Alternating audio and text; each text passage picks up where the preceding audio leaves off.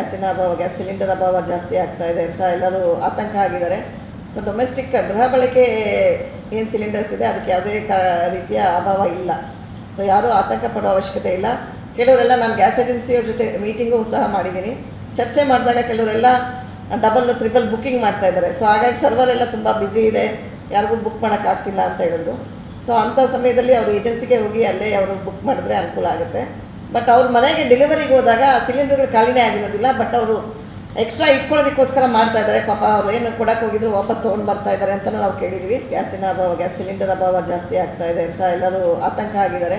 So domestic ಗೃಹ ಬಳಕೆ ಏನು ಸಿಲಿಂಡರ್ಸ್ ಇದೆ ಅದಕ್ಕೆ ಯಾವುದೇ ರೀತಿಯ ಅಭಾವ ಇಲ್ಲ. ಸೊ ಯಾರೂ ಆತಂಕ ಪಡೋ ಅವಶ್ಯಕತೆ ಇಲ್ಲ. ಕೆಲವರೆಲ್ಲ ನಾನು ಗ್ಯಾಸ್ ಏಜೆನ್ಸಿಯವ್ರ ಜೊತೆ ಮೀಟಿಂಗು ಸಹ ಮಾಡಿದ್ದೀನಿ. ಚರ್ಚೆ ಮಾಡಿದಾಗ ಕೆಲವರೆಲ್ಲ ಡಬಲ್ ತ್ರಿಬಲ್ ಬುಕ್ಕಿಂಗ್ ಮಾಡ್ತಾಯಿದ್ದಾರೆ. ಸೊ ಹಾಗಾಗಿ ಸರ್ವರ್ ಎಲ್ಲ ತುಂಬ ಬ್ಯುಸಿ ಇದೆ, ಯಾರಿಗೂ ಬುಕ್ ಮಾಡೋಕ್ಕಾಗ್ತಿಲ್ಲ ಅಂತ ಹೇಳಿದ್ರು. ಸೊ ಅಂಥ ಸಮಯದಲ್ಲಿ ಅವರು ಏಜೆನ್ಸಿಗೆ ಹೋಗಿ ಅಲ್ಲೇ ಅವರು ಬುಕ್ ಮಾಡಿದ್ರೆ ಅನುಕೂಲ ಆಗುತ್ತೆ. ಬಟ್ ಅವ್ರ ಮನೆಗೆ ಡೆಲಿವರಿಗೆ ಹೋದಾಗ ಸಿಲಿಂಡರ್ಗಳು ಖಾಲಿನೇ ಆಗಿರೋದಿಲ್ಲ. ಬಟ್ ಅವರು ಎಕ್ಸ್ಟ್ರಾ ಇಟ್ಕೊಳ್ಳೋದಕ್ಕೋಸ್ಕರ ಮಾಡ್ತಾಯಿದ್ದಾರೆ. ಪಾಪ ಅವ್ರು ಏನು ಕೊಡೋಕೆ ಹೋಗಿದ್ರು ವಾಪಸ್ ತೊಗೊಂಡು ಬರ್ತಾಯಿದ್ದಾರೆ ಅಂತಲೂ ನಾವು ಕೇಳಿದ್ವಿ.